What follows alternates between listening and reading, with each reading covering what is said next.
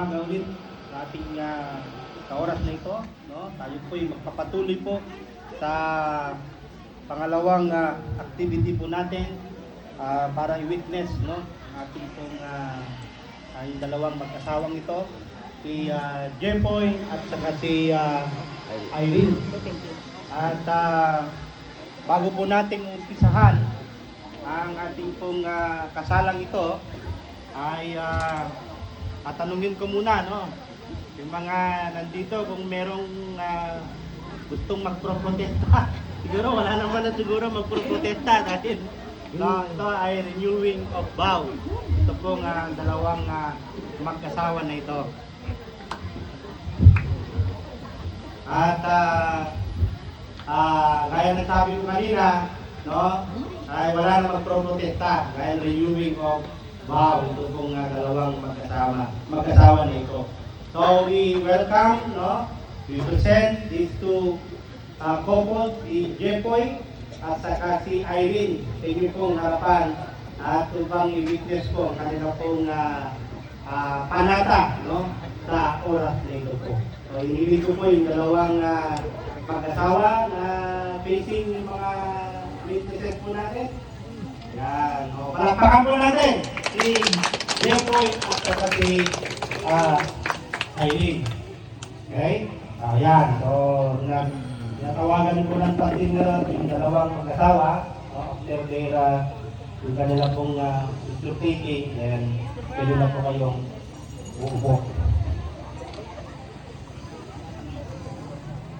And then mananatili po kayong umupo at hiniling ko po si kapatid Brian, no, for the opening prayer, no, sa oras na ito. Let's bow down our heads and hiniling ko natin si Atty. Brian to lead us the opening prayer. Yes. Hello, good morning. Tayo po ay lumuko at magdasal. Ang iyong Diyos na makapangyarihan sa lahat, muli nagpapasalamat kami sa pagkakataon ito na pinagkaloob mo sa amin, lalong-lalo na po sa aming kapatid na mag-asawa at ng pamilya for their renewal of vows sa kanilang Panginoon. Maraming salamat sa mga panahon na pinayayaan niyo po sila, binabayan niyo po sila sa kanilang mga plano sa buhay. Give them the wisdom and knowledge, at the same time their visions sa mga buhay nila at kung ano yung mga narating nila ngayon. Panginoon, alam namin na lubos ang pasasalamat nila sa iyo, Panginoon, dahil binigay mo po lahat ng kanilang pinagdasal at binigay. Marami mong pagkakataon na we were compelled to do this. Marami mong pagkakataon, Panginoon, opportunities na dumating sa kanila na mas pinili po nila ang iyong daan. Maraming salamat po, Panginoon, dahil narating po nila yung pagkakataon ito. And here they are today, renewing their vows as a married, as a couple. Pinagisama po sila, Panginoon, dalawa po silang katawan. Pinagisama po sila sa pananampalataya, sa isip, sa mga decisions, sa vision, sa goal at sa dreams ng kanilang buhay. So, dito po ngayon, Panginoon, para i-bless mo po sana ang araw nito para sa kanila at sa mga darating pang araw, naway patuloy po silang gabayan ang kanyang pamilya at higit sa lahat, Panginoon, naway manatili po sila ng palataya sa iyo habang andito po sila nabubuhay. Dito po sa amin, Panginoon, as we witness their vows, renewal of vows, we are grateful, Panginoon, dahil we are invited at the same time, kami po yung witnesses sa kanilang pagmamahalan at the same time sa kanilang success. And at the same time, Panginoon, hindi lang yung pagmamahalan at the same time, yung success, at the same time, Panginoon, yung kanilang pagpapakita, hindi lamang sa kanila, hindi sa buong pamilya sa amin, na ang pagmamahalan ay can conquer everything. So, dalangin namin sa matamis na pangalan ni Jesus. Amen.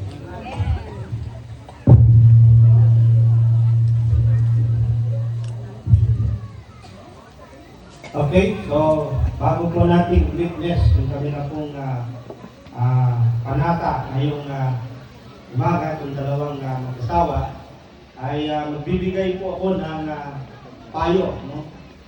Alam po natin, this is not just for of them. No? Hindi lang para sa kanila ito, yung mensahe na ito. At bagus ay lahat sa atin. No? Dahil kahit na mag-asawa na po tayo, kung minsan, nakakalimutan din natin yung role and responsibilities between husband and wife. Lalong-lalo na pag natagal na ang kanilang pagsasama. At nagpapasalamat tayo dahil walang batas na may expiration ang marriage contract. Siguro, baka pag may batas na expiration ng marriage ng contract, sigurado baka maraming magpapa-breach of contract. Baka maraming hindi na magpapa-renew ng kanilang pong mga kontrata sa lisensya ng kanilang pong yung kasal ng kanilang pong yung legality ng kanilang pong kasalan. Kaya nga, wala namang perfectong pag-asawa. Diba? There is no such perfect marriage. Wala pa akong nakitang ganun. No? Even in other nations, there is no such perfect marriage. Sometimes we need to do this because we want to be reminded that marriage is not a joke.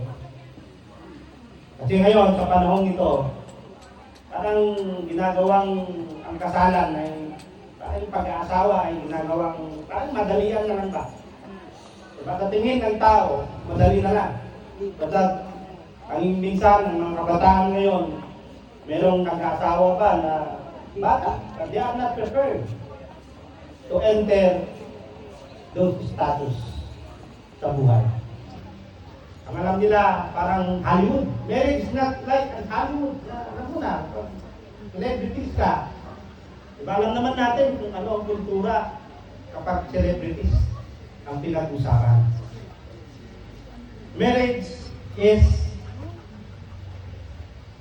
very important para masasabi mong meron kang evidence to prove na kayo ay magkasawa. Parang ownership na yung asawa mo hindi asawa ng iba because you have the marriage license to prove that both of you are legally married. Kaya yung pag-asawa ay authored by God. It is designed by God, spiritually. At napaka-importante na kasama po natin ang Diyos kapag may nagaganap na kasalan. Because God is the author of marriage. Kung bakit po may ganito po na nangyayari na may kasalan na ganito. Dahil kailangan yung basbas ng Panginoon. Yung iba nga, sinasabi nila, simbahan tayo para may basbas ang Panginoon. Tama nga naman na kailangan natin gawin. Dahil pa sa Diyos natin, dahil ang pag-aasawa ay kailangan ng gabay ng ating Panginoon. Sinasabi po ng Biblia, mga kapatid, sabi niya sa Proverbs chapter 127, unless the Lord build the house, they labor in vain to build it. Sabi niya, kung hindi daw ang Diyos ang nagpatayo sa isang bahay, walang patutunguhan ang isang bahay. Makikita mo dito, mga kapatid, na God is important as the foundation of your marriage. Okay? Kasi, kung ang Diyos ay nandyan, kaya yung iba, nilalagyan nila yung bahay nila, God bless our home. Dahil ang Diyos, kung ang Diyos ang magiging example natin sa ating pag-aasawa, God will be the one to guide to both of you. He will be the one to shine or to guide you. Siya yung magiging direction. Siya yung magiging example mo sa pagpapatayo mo para magiging matatag yung inyong pong relasyon bilang mag-asawa.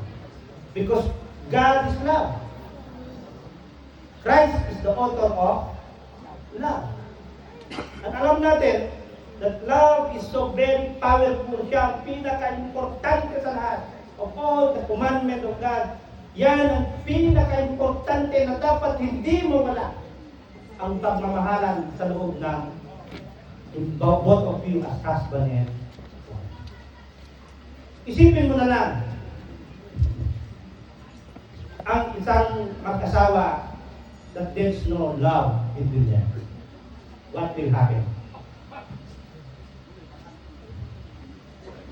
Kaya nga naghihiwalay sila. Dahil kung wala ng love, yung kanilang pag-aasawa, wala na yun. Parang madali na lang. Yung iba, parang madali, parang magsauli ng asawa, madali lang. Parang ganun lang ang estilo nila ngayon. Pag sinabi, pag nagkasal sila, hiwalay na. But hindi nila iniisip na maraming affected sa kanila pong ginagawa. This is to remind us that we need God as the foundation of our marriage. Kasi kapag walang ang Diyos, there is no peace between husband and wife. Okay?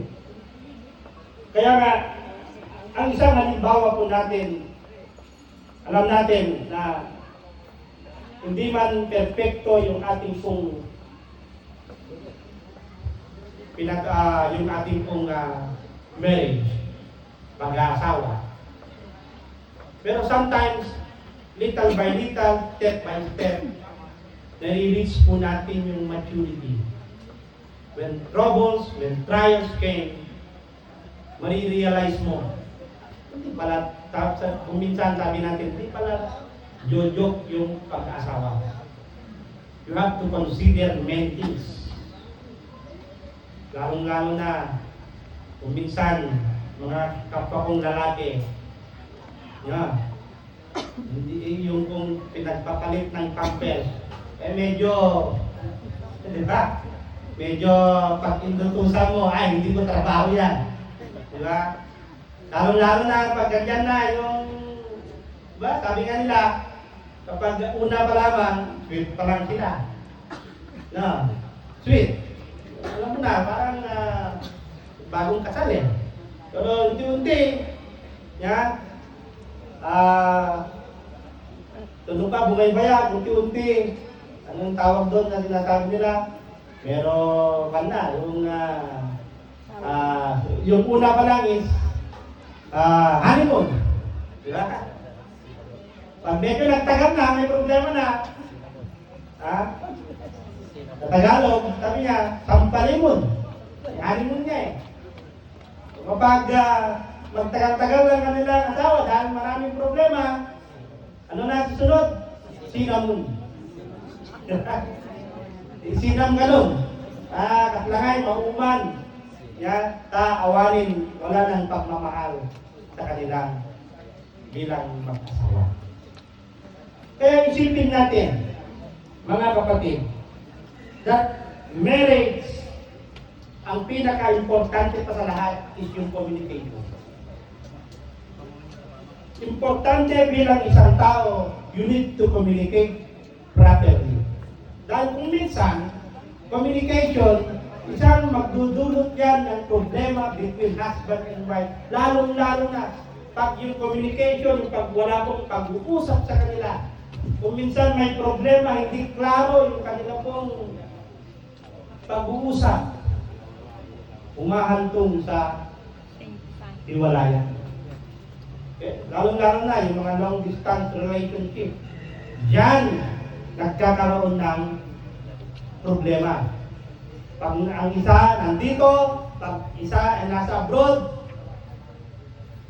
pag nagtagal sa abroad, wala masyadong communication, kasla bumaawit din di relasyon itong galmay sa katapatan. Kaya napaka-importante na mayroong communication between husband and wife.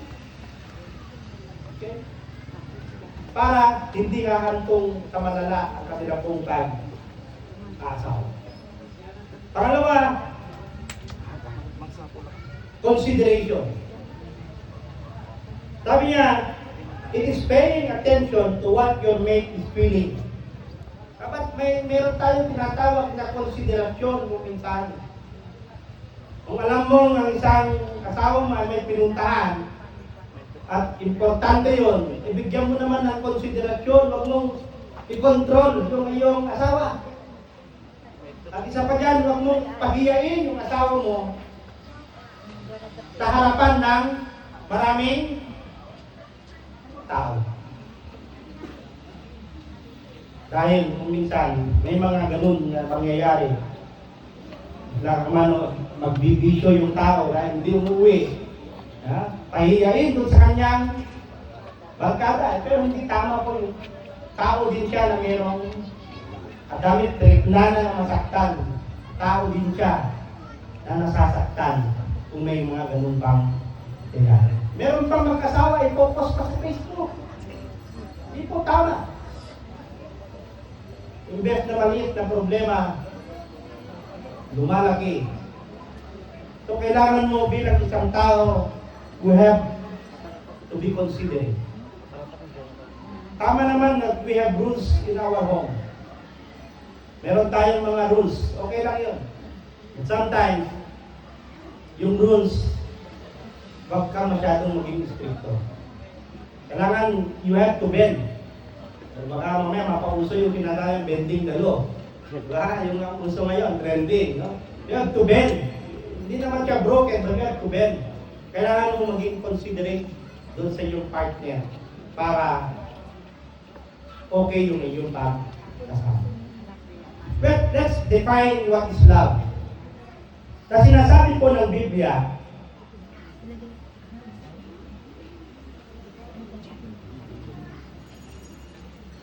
sa 1 Corinthians chapter 13,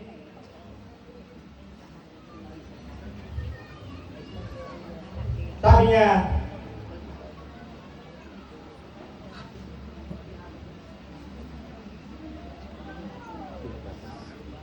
ang isang halimbawa ng pagpapakita ng pagmamahal, yung sabi ni Pablo, sa sulat niya sa mga taga-Korinto.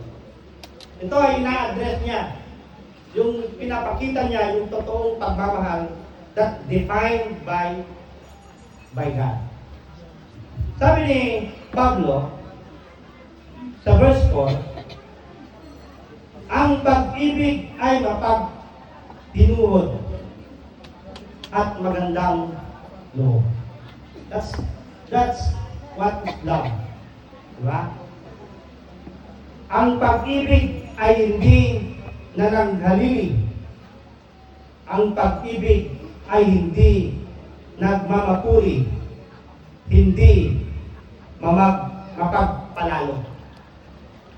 So, yung pag-ibig na tinutukoy niya dyan, the word means kailangan mong we have to endure even when provoked.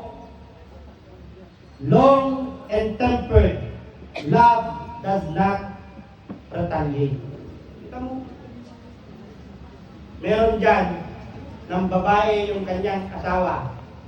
Ang ginawa niya, nag-retaliate. Ng lalaki rin. What happened to their family? Mas pinalala yung sitwasyon sa pamilya. Why? Because hindi maganda yung pagpapakita niya ng pagmamahal. Nag-retaliate din siya. Apay, sinalang ko magkakaya. Ino kaya may lalaki at babae. Hindi na kami nga babae at lalaki kami. Mas lalo mong pinalala yung ganung mga tao. What happened to that family? Nagiging broken yung kanilang pamilya. At kawawa. Sino mas kawawa pag naghiwalay ang mag-asawa? Children. Yung mga anak natin ang kawawa. Lalo-lalo na pag nag-asawa na yung isa, may pamilya na rin yung isa. Anong mangyayari? Tapos yung pamilya dito, yung una, kawawa yung iniwan nilang pamilya dahil may pamilya na yung isa, may pamilya na yung isa. Sinong kawawa? Yung iniwan nilang mga anak noong sila ay nagsasama. Kaya wag sana natin gawin yun. Hindi dapat tayo mag-retaliate kapag naglalaki, kapag meron siyang other women, do not retaliate. Because love sa niya does not retaliate. What else? Love is kind. Okay? This word refers to active goodness. It is never hateful or mean. Love is kind in words and action.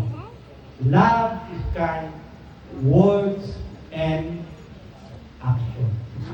Pati sa pagpapakita mo ng attitudes mo. Pati sa pagbigkas mo ng salita. Dahil kapag nagkamali ka sa pagbigkas ng salita, pampanutin na diyan na nagagsin. Ngayon balikas mo yung sinabi mo doon sa asawa ko. Hindi lang yan. Pag sinampal mo yung asawa ko, okay? Hindi yan mawawala. Bau-baunin niya yan bilang memorya niya sa sarili niya na ganyan yung trato mo sa kanya. Okay? Siguro magpay ka kayo din ng siguro bautin niya, pag hindi lang kasawa ng labatik niya, okay, tatlong mausawan, Brad. Diba, tatlong mausawan gano'n. Nilaptag ko ata, nabartik mo ito, sabihin mo, Brad, hindi, nilaptag ko, inausawan, hindi nagtal na. Diba, pwede pa ikat dyan, try to discipline your husband. Okay, pag may mga ganung mga pangyayari. Kahit ka pa nga eh, diba? Pinapakita mo na you are concerned to him. Diba? Pinoprotektahan mo dahil ano yung pagpapakita mo ng pagmamahal mo sa kanya bilang asawa mo. Sabi niya ba, true love is not jealous. Instead of being jealous when others prosper or excel, love is pleased when they do well. Kita nyo? Muna kanina sabi niya, love, instead of being jealous when others prosper or excel, love is pleased when they do well. Okay? Kung magiging jealous tayo sa mga tao na nag-prosper sila sa buhay. Okay? Pero sana, we have to apply that in a positive way. Hindi yung may kausap lang yung asawa mo, naghihinala ka na. May babae ka? Parang ganun din. Diba? Kausap niya lang. Hindi niya alam ano yung history. Bakit? Okay? Nag-usap sila at pala classmate niya. Maling hinala pala yung kanilang paghihinala doon sa kanyang asawa. Kaya, in a positive way, we have to apply yung pagiging jealous natin. Okay? Hindi lahat kapag may kausap, magseselos ka na, magseselos ka. Diyan na uuwi ang paghihiwalayan ng mag-asawa. Sabi pa niya, true love, sabi niya, love is not arrogant or proud, but it always takes others with compassion, consideration, and respect. Ang ganda nun. Ang sabi niya, true love is never, love, sabi niya, is not arrogant or proud. It does not demand to be number one. Hindi daw arrogant. Yung pagiging, pag-love mo ang isang tao, hindi ka daw arrogant. Hindi ka arrogante. Bagkus, sabi pa niya, it does not demand to be number one. Humbleness. Yung nakikita mo yung pagiging humble bilang asawa. Ang kanayon iso na bida. Yan. Dijay panagsubmit tayo, asawa tayo. Ang nangruna kada kayo nga babae. Because God commanded it that women should submit to their husband. Submission is a sign of respect to the authority of Amen. Hindi po baliktad yung pangyayari. Kahit naman masama yung asawa mo, you always submit. Because that is a command of God. Okay? Na kailangan mong mag-submit sa authority ng iyong asawa para hindi magkaroon ng problema. And what else? True love keep no record of evil. True love, sabi niya, keeps no record of evil. Wala namang perfecto sa atin, nagkakamali tayo, nakakagawa po tayo na kasalanan. But you should always be transparent to your husband or to your wife. Pag nagkamali ka, pakawanin na. Pardon me. Kasi nagkamali ako. Admitting sin is not a sign of weakness, but it's a sign of strength. Pag nagkamali ka, patawarin mo ang asawa ka, nagdesisyon ako na hindi kita sinasabihan. Okay? Yun ang isang halimbawa ng pagkakaroon ng magandang mutual relationship between husband and wife. Kaya nga ni Jay, kwartak na ito eh. Kaya dati kalbingan na kwartak. Think about it. Nung nag-asawa kayo, you are now one flesh. Yung property nyo dalawa ay property nyo na. Ha? Hindi yung, kung ano yung property niya, property mo yan eh. Eh kung yung property naman ng asawa, eh property ko yan eh. Eh kung anong gusto ko, pwede kong ibenta. Hindi po ganun. Now, na mag-asawa, may asawa na tayo, yung property mo, because you are one flesh, yung property mo, eh property mo mag-asawa. Kaya kapag nagbenta ka, without the approval of your wife, hindi yan i-acknowledge. Dahil kailangan mo ng approval between yung asawa mo. Sabi pa niya, love does not rejoice in sin. Ang pagmamahal daw, hindi niya kasisiyahan pag nagkasala yung kanyang asawa. Because love hates sin. Ibig sabihin, pag nagbisyo yung asawa mo, normal lang na yung reaksyon ng asawa ay hindi maganda. Why? Concern siya sa iyo. Pagpapakita ng concern is that when he corrected you to avoid doing vices, something like that, it is a sign of love. Don't take it as a negative approach. Nagduma kami nga lalaki nung minsan makagura da, kasawa da. At tayo nga lalaki nga pada, nung kinorekta ko na tayo, nasuntot bisbisyo, magungunada, kailangan natin respetuhin yung ating pong asawa dahil property ka niya. Diba? Magkasawa kayo dahil kapag nagkasakit ka, sino magbabantay? Yung kainuman mo? Reality. In times of need, friends, nandun yung kaibigan mo.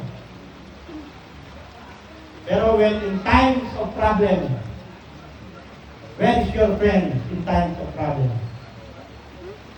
Ang nakabay masuknalan yung hospital, sakit ka, nangalang tibisyon, ay dahil gawin kayo sobrang bisyo.